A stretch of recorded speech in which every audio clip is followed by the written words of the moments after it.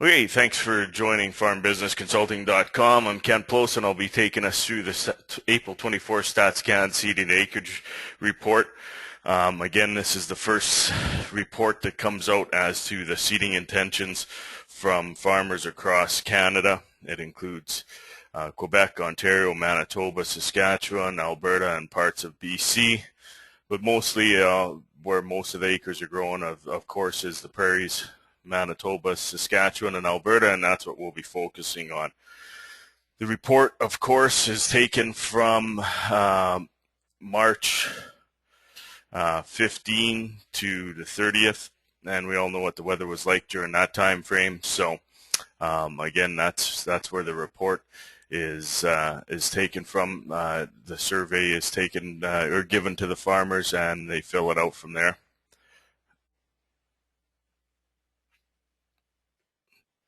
So as with any report, before we dive into the numbers that were released at 6:30 Mountain Time today, we got to look at what the trade was expecting from these numbers. The trade thought the numbers would come in on wheat anywhere from 23.3 to 25.3. So again, about 2 million acre spread in there is what they thought. This column here is basically what Ag Canada said the acres were going to be on April 17th, or what they figured it was going to be. And these are the acres from 2012. So as we go through, I've got basically a majority of the crops we grow bolded here. Barley they thought was going to be 7.5 to 8. Ag Canada had it 7.7, close to 7.8. Last year was 7.4. Canola, again, the numbers I was talking was 20 to 20.5. The trade had a pretty wide berth in there. As with any report with canola, it can be quite a spread. It can be up to 2 million acres at some years, a few years back. That's what they were projecting. So 21.2 is what Ag Canada had it at, and last year we were 21.5. Peas, pretty much everybody thought we were going to stay stable. Peas only 200,000 spread in there for what the trade thought. Ag Canada had it at 3.3. Last year we were 3.34. So pretty much the same all across the board is what we were looking at. Now we get into the report that was released here this morning. So you don't have to remember that last slide, but if you do want to look at it, I'll just keep spinning back and forth here. Total wheat production, 26.6 million acres is what StatsCan has us at. We are looking at, again, the trade thought 23.5 to 25.3. So, of course, this number is huge. Not good for most of us looking at price of next year's wheat. But when we look at the breakdown, majority of the acres, Durham was up the most percentage-wise, but a lot of the acres come in spring wheat, basically year to year from what we were at last year. It was basically about 2.4 million acres higher, or 14.4%. Winter wheat acres were up, but of course we already knew this. This coming from having a pretty dry fall and a pretty nice fall across Western Canada, where winter acres were allowed to get in by September 15th to September 20th. So we already knew this number coming in, up slightly again from year to year, but down from 2 years ago to last year's acres. The big one, of course, as we get into this is canola, 19.1. So, of course, this is a starting number. Canola never, since I've been analyzing the market, canola's never come in at this number. It's always generally been higher or lower. So to see it come in at this number will be pretty surprising in the June report as to the acres that actually got into the ground. Again, what we're looking at, 19.1. The trade thought 20 to 21.5. If you remember, we were looking at, this is what the trade thought, and 19.1 is where we came in at. So when we look at the canola number, I think this is going to be on the low end for what actually gets in the ground. Of course, through the last 6 weeks here to 8 weeks, the market has been stable or up in canola, and in wheat has been pretty much a downward trend line since the March 28th USDA report that came out. Of course, this survey closed at that time. So where will we end up? Again, projecting out, and from what we know weather-wise, it's pretty tough to project, but I'm going to give it my best shot. I still think we're going to come in right around 20 million acres, and I think a lot of those acres are going to come from the wheat. So I think wheat's going to be about 18.3 when we hit our June report. So only time will tell. And again, that report's coming out June 25th of this year. And this is all given what we know today weather-wise and if the crop was to get in. Barley as well, I really believe this number could go up or potentially even down with some of the terrible barley numbers out there. Then, as you know, as we know, 450 for feed, maybe 575 to $6 for malt. Still doesn't pencil out against 750 wheat, and of course, close to $13 canola. It just doesn't pencil out, and of course, the hassle factor of trying to get malt barley from it. This 7.2, we could see it slip down if the numbers or if the weather doesn't hold up throughout Saskatchewan and they don't get a normal melt. It doesn't necessarily mean the barley acres are going to go up. I'll get into that into the conclusion as to what these numbers mean as I typed a little bit more in there. Let me just get rid of this drawing.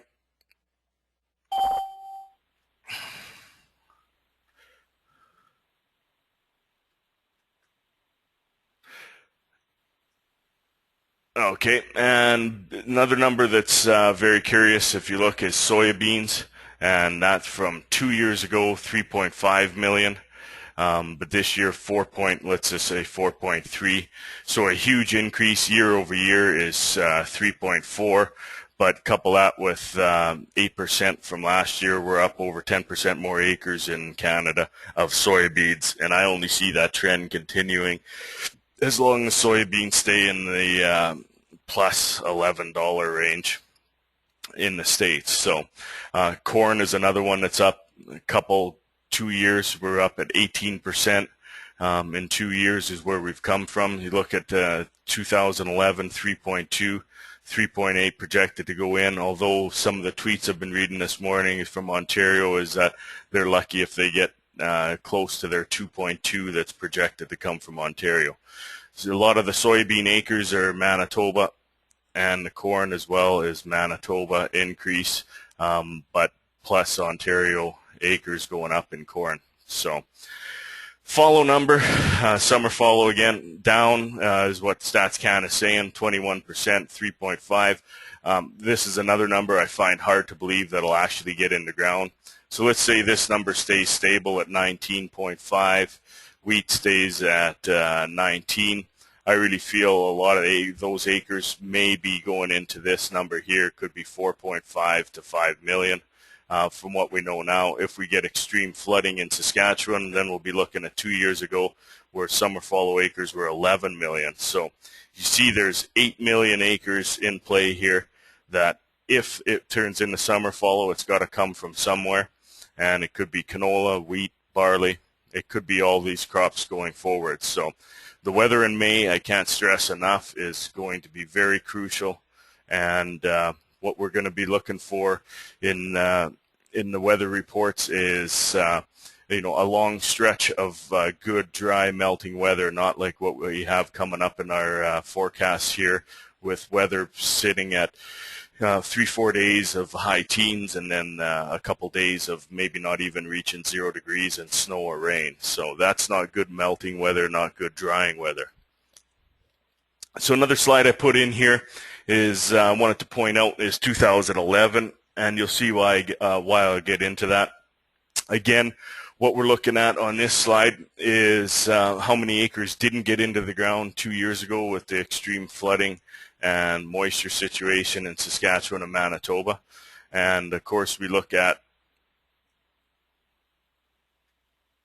2011, we're down basically about 4,000 or 4% of the acres that didn't get into the ground. So where are those acres going to come from? That's a huge topic going forward, as to where those acres are going to be pulled from. Let me get into, I'll show you here why that's important.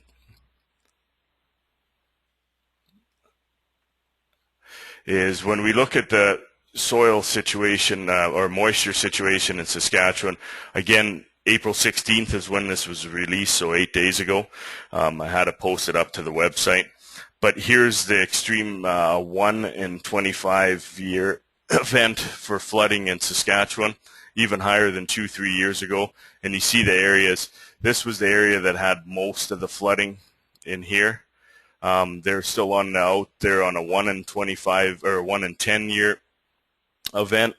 But if you look at where the red is, we're looking at Saskatoon, North Battleford, Prince Albert areas, Regina, Moose Jaw, Weyburn, Assiniboia, and it's super wet in these areas right here, the red areas. And why this is important is when we look at where the canola is growing, if you were to draw a line like this, for the majority is the Saskatchewan canola acres. Again, a lot of it is blue and red, which means, or dark blue and red, which means extreme flooding, a 1 in 10 to a 1 in 25 year chance that it could be the worst ever. So if we couple that with the weather going forward, it doesn't look very good for Saskatchewan actually getting their acres in the ground. So again, one thing we have to watch going forward is going to be the weather. You'll probably see me sending out on some of my daily texts just what the weather looks like, what we can anticipate going forward. But I really feel it's going to be probably at least around this 2011 area for the acres that'll be lost going in Saskatchewan, which could be bullish across the board on all crops in Western Canada here as well. So when we break down from the province, we see canola had 3 million acres, down 16% from the year before. A lot of their acres, those acres were lost from canola, went into wheat. 2.8 million acres of red spring wheat. Again, not durum. I'm not talking about durum too much because barely any of my guys are growing it. We're up 15% in Manitoba, and beans is the big one. Beans were up to 1.1 million acres, and potentially could see in the future years coming up where canola is actually going to be maybe around the 2.5, beans will be around the 1.6, and wheat will stay in the middle there somewhere. Again, a lot of the farmers just switching up what crops are in their rotation as well. When we get into Saskatchewan, 10 million acres of canola projected there, down 11% from last year. So really, this 16% means nothing compared to an 11% drop in Saskatchewan, simply because there's that much more acres, 3 times as much acres growing in Saskatchewan than there is in Manitoba. Alberta, canola down 5.9 million acres projected to go in the ground this year. Again, down 9%. Knowing what we have for weather coming forward, I think this number could be true. Could be upwards around 6.3 once we end up with our crop in the ground. But again, taking this 10 million acres and with what I just showed you for the flooding event and what happened in 2011, this number could easily be down around 7.5. So even with an increase in Alberta, let's even say of 500,000 acres, and a decrease in Saskatchewan of 2.5 million acres, that canola number that I showed you a few slides back could look pretty ugly going forward. So again, weather is going to prove everything. Wheat will likely get in the ground because a lot of it is going to be down south in Alberta. I can't show you barley or peas as they don't break it down by province. Again, not enough acres growing for barley and peas and oats for them to break it down per province on the StatsCan report. But I'm sure I could dig that up somewhere. And we'll likely have it in one of my weekly wraps as to the breakdown going forward and where the oats will be seeded as well.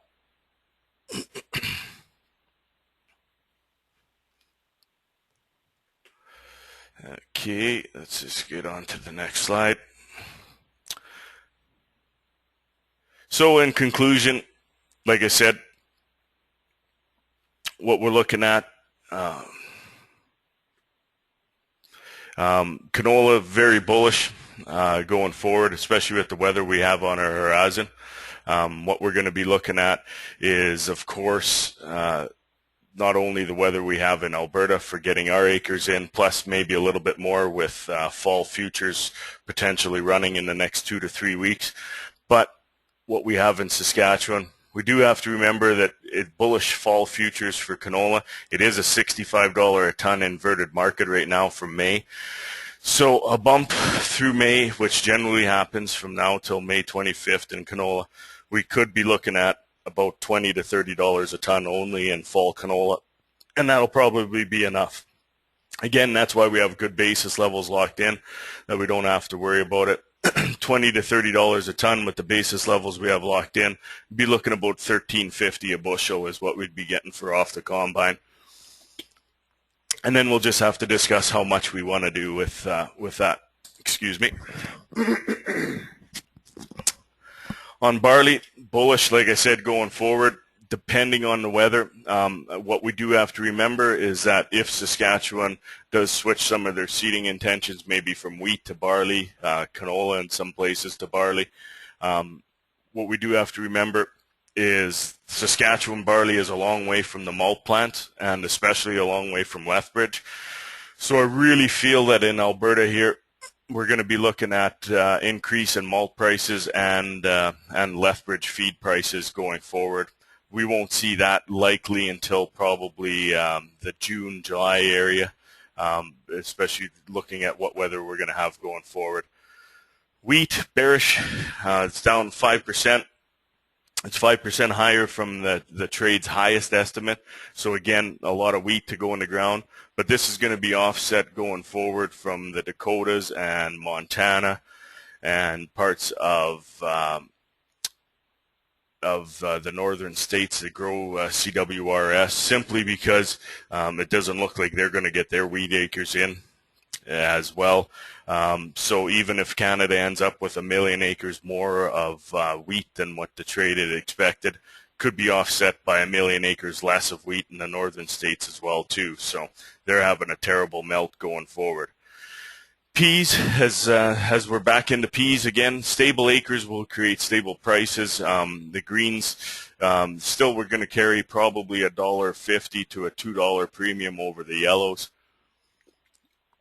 We have seen even more than that in the fall, but again, I really think with yellow sitting at $7.50, that's not enough to shake any loose. So we could be looking at doing some pricing at $8.50 to $9, just like last year, seeing as though there's not any more acres in it really, and we've already, greens are already sitting at $10.75 to $11 as well. So that's where the $2 comes from that I feel is going to be good enough. This number is not enough right now to shake any green or yellow pea pricing from producers. So again, that's what we've got for a slideshow. Like I said, the last thing I just want to show you is, let me change my cursor here. The last thing I want to show you is the weather going forward, seeing as though I've been talking about the weather. Here we have today 10, 14, 18, 16, and then this is the event I was saying. Everybody's been waiting for this warm weather on the weekend and talking about the warm weather on the weekend. Yes, it's 5 to 3 degrees higher than normal, but when we hit Monday, Tuesday after that warm weather, actually if we went all the way to Monday, Tuesday, Sunday, Monday, Tuesday, we look at we're -1 for a high on Monday, +6 with snow or rain on Tuesday, and 12 degrees, which is still 2 degrees below normal on the Tuesday. So going forward, yes, there's going to be highs and lows for weather, but these low days in here could create, if we get any substantial moisture, and substantial moisture this time of year could be a half an inch of rain, or 3-4 inches of snow, which we know we're liable to get sometime. That'll offset any warm days we had previous or after that weather event. And looking forward into May, of course, this is a long-term forecast that can change, but from what I've been reading in other places, we are going to have a pretty cool May. What you have to keep in mind is any of these days that are highlighted, that's how far we're going out. So after that weather event comes through on the weekend, it looks like it's supposed to warm up for another 2-3 days again, just like it's supposed to at the end of this week, and then cool down with clouds, rain, snow, showers, highs of 10, highs of 12, highs of 10, highs of 14, 13, again below our average, and isn't, with the snow melt that we've had, the slow snow melt, it isn't going to really create any substantial seeding weather for us where we can pound the crop in the ground in 2 weeks. So again, that's just our weather. I could bring up Saskatchewan. It even looks uglier, but that might take me a little bit too much time while I've got this on here. So any questions? I'm just going to get into the question answer period here.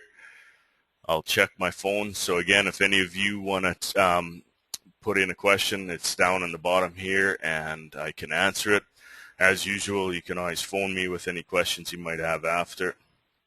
I did have a question texted to me here. I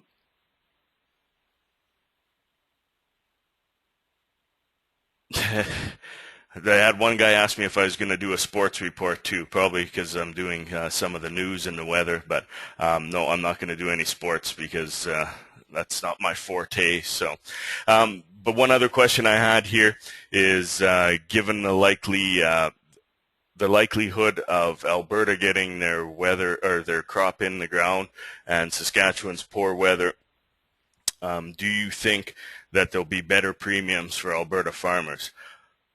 I think there'll be better premiums for farmers across Western Canada, not necessarily Alberta farmers, but where we'll see the difference is basis levels will improve in Alberta. Our malt, like I said on our malt slide, that even if barley acres were to go up, we're the closest to the malt plants into Lethbridge as well that are seeding the barley. So I think we'll see our barley bids go up. Won't necessarily see much of an improvement in feed grains until we actually see if there's going to be feed on the horizon as far as wheat goes. But yes, there'll be some certain pricing opportunities, peas as well.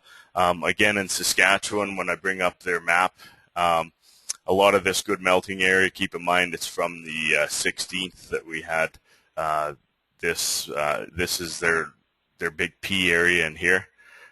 Same with Alberta as well. So the peas will likely get in the ground, but we're not going to necessarily see any more peas get in the ground or any less to that fact. So pea pricing will be pretty stable. So long and short of your question, there may be some better prices, but it'll only be on basis levels.